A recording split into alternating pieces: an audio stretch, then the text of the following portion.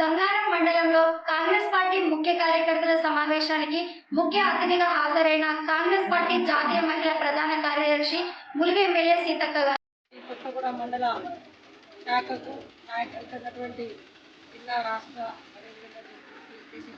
ఎంపీటీసీలు ప్రజాప్రతినిధులు ఇవాళ పెద్ద ఎత్తున ఏనవడం కోసం వచ్చినటువంటి ఒకప్పుడు ఎప్పుడు నాతో ఉండేటువంటి ధైర్య తండ గ్రామస్తులు కాంగ్రెస్ పార్టీలో అవుతున్న చంద్రు తండ గ్రామస్తులు బత్తులపల్లి గ్రామస్తులు ఈరోజు కాంగ్రెస్ పార్టీలో చేరి మమ్మల్ని వారి కుటుంబ సభ్యులుగా వారు మా కుటుంబ సభ్యులుగా ఒకరికొకరు అండగా ఉంటామనేటువంటి నమ్మకంతో విశ్వాసంతో కాంగ్రెస్ పార్టీలో చేరుతున్నటువంటి చంద్రుతండ గ్రామస్తులకు బత్తులపల్లి గ్రామస్తులకు అక్కడున్నటువంటి టీఆర్ఎస్ నాయకులకు వచ్చినటువంటి టీఆర్ఎస్ నాయకులకు అందరికీ కూడా పేరు పేరున హృదయపూర్వక స్వాగతం, కాంగ్రెస్ పార్టీలోకి సుస్వాగతం తెలియజేస్తా ఉన్నాను.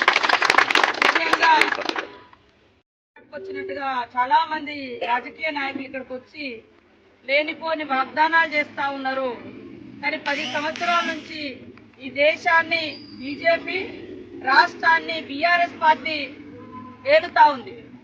కానీ ఏ రోజు కూడా ఈ మండలాల అభివృద్ధి కోసం కానీ మండలాల్లో ఉన్నటువంటి పేదలకు కనీసం డబుల్ బెడ్రూమ్ల గురించి కానీ పట్టాల గురించి కానీ లేదా గిరిజనేతర భూముల సమస్యలు కానీ తలాపునే పాకాల ఉండి నిండితే మునుగుతున్నటువంటి కొత్తగూడెం ప్రాంత ప్రజల గురించి కానీ మరి హాస్పిటల్ గురించి కూడా నేను అనేక సార్లు మరి హరీష్ రావు గారికి, ఈటల రాజేందర్ గారికి కూడా ఇవ్వడం జరిగింది.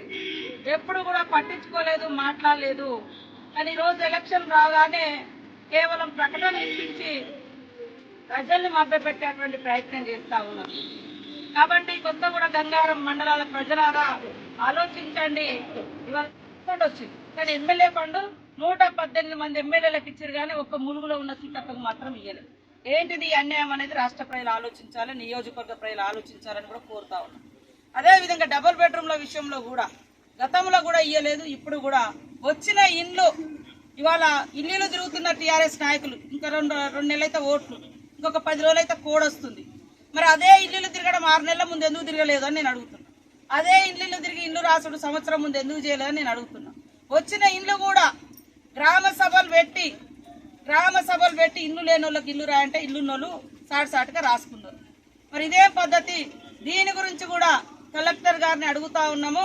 ఏ నియమ నిబంధనల ప్రకారము ఇండ్ల కేటాయింపు కానీ, దళిత బంధు కానీ, బీసీ బంధు కానీ, మైనార్టీ బంధు కానీ చేసిరో రివ్యూకి మీటింగ్ అరేంజ్ చేయమని కూడా మేము త్వరలోనే కలెక్టర్ గారికి letter, Mulugu collector, Bhupalpally collector, Mahabubabad collector, నాకు 3 కలెక్టర్లు ఉన్నారు. ములుగు నియోజకవర్గం 3 ఉన్నది. వెనుక మరి సూటు బూట్ వేసుకునేటువంటి నాయకులు వచ్చి ఇక్కడ ప్రగల్భాలు పలుకుతా ఉన్నారు. నిన్న అన్నారంట సీతక్కకు CDF 20 కోట్లు వచ్చిందని. 20 కోట్లు కాదు కదా, 20,000 కూడా ఇవ్వలే. ఇవాళ నాకు ఎమ్మెల్యేకి వచ్చే ఫండ్ అన్ని ఆపేసిరు. రాష్ట్రంలో ఉన్న అందరు ఎమ్మెల్యేలకు ఇచ్చిరు, ఒక్క నాకు మాత్రం ఇయ్యలే మంత్రి సత్యవతి రాథోడ్ గారు. ఎందుకు అన్ని రోజులు నేను కూడా వెయిట్ చేసిన. ఇస్తే ఆ గల్లీల రోడ్లో లేదా ఇంత మంచినీళ్ళు లేదా కమ్యూనిటీ హాలో లేదా యూత్ బిల్డింగో లేదా సైడ్ డ్రైనో లేకుంటే చేన్ల కాడనో చెలకల కాడనో పెడదామని చూస్తే ఇన్ని రోజులు 5 ఏళ్ల నుంచి వేచి చూసి తప్పని పరిస్థితులలోనే నేను వాళ్ళ కోర్టును ఆశ్రయించాల్సి వస్తుంది. అరే రాష్ట్రంలో ఉన్న అందరు ఎమ్మెల్యేలకు ఇచ్చిర్రు, నా ప్రాంతం 9 మండలాల ప్రజలు ఉన్నారు. నేను నిత్యం ప్రజల సమస్యలు తెలుసుకుంటూ ఆ పరిష్కారం కోసం కూడా మంత్రుల దగ్గరికి, అధికారుల దగ్గర తిరుగుతున్నా. సేమ్ టైంలో ఎమ్మెల్యేలకు ఇచ్చేటువంటి ఫండ్ వాళ్ళకు రైట్ ఉంటుంది. వాళ్ళు ఎక్కడన్నా నిబంధనలకు SC/STలకు 6 లక్షలు, OC/BCలకు 5 లక్షలతోటి ఇల్లు వస్తుంది. అదే విధంగా మరి చదువుకున్న పిల్లలకు కూడా చదువుల అవకాశాల కోసము 5 లక్షల మరి విద్యా వికాసం పెట్టడం జరిగింది. 500కే గ్యాస్ సిలిండర్ ఇవ్వడం జరుగుతుంది. 2000 ఇంటింటికి నెలకు 2500 కూడా ఇవ్వడం జరుగుతుంది. 200 యూనిట్ల కరెంటు ఫ్రీగా ఇవ్వడం జరుగుతుంది. 500 బోనస్ ధాన్యానికి కింటాకు 500 ఇవ్వడం జరుగుతుంది. ఇలా అనేక స్కీములు భూమి లేనటువంటి నిరుపేదలకు కూడా ఇవాళ 100 ఎకరాలు ఉన్న వాళ్ళకు రైతు బంధు పోతుంది.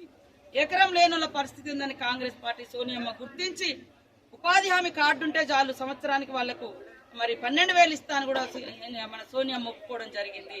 కాబట్టి అందరూ కూడా ఈ జరుగుతున్నటువంటి కుట్రను, నా మీద జరుగుతున్నటువంటి కక్ష సాధింపు రాజకీయాలను తిప్పికొట్టాలని ఇవాళ నేను పనిచేయడం లేదా, ప్రజలతో ఉండట్లేదా?